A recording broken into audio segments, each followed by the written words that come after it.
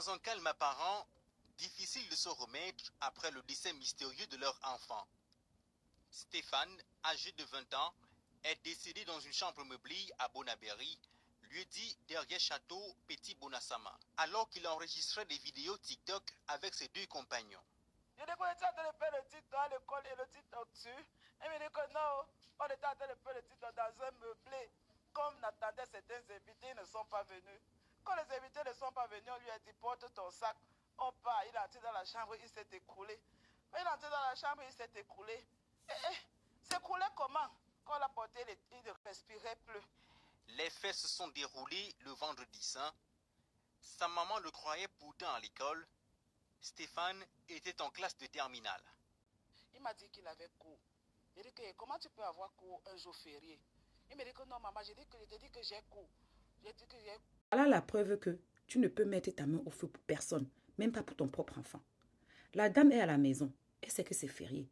Son fils de 20 ans lui dit que maman, je m'en vais à l'école. La mère dit que mais attends, tout le monde est férié sauf toi. Il dit que non, il y a classe. La femme va dire quoi? Elle se dit que le gars est en terminale, donc il a sûrement à étudier et tout. Déjà, il porte le pied, il part dans les appartements meublés avec deux de ses amis. Que wow, ils attendent les invités. Les invités là, c'est les qui? Qui a payé la chambre meublée? Parce qu'ils n'ont pas d'argent. Ils étaient là-bas 2 ou 3.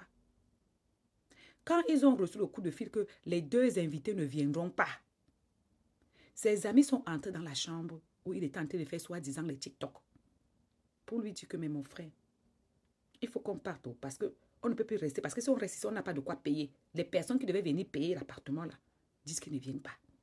Il est entré, il s'est écroulé. Ça peut arriver, le cœur peut arrêter de se battre, il y a plein de choses. Mais moi, je suis dépassée par nos enfants. Vous ne dites pas la vérité à vos parents. Pourquoi?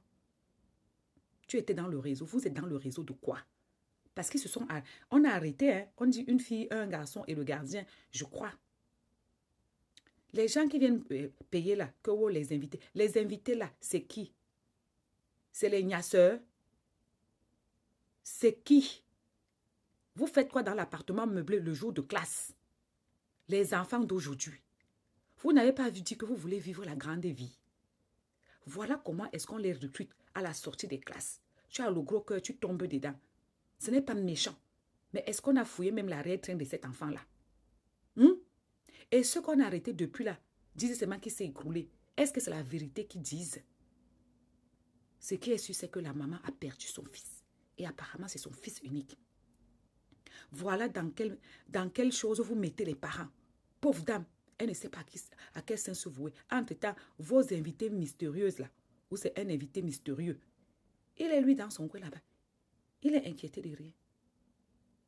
Vous voyez vos enfants. Vous voyez nos enfants. Tu dis à l'enfant d'aller à l'école.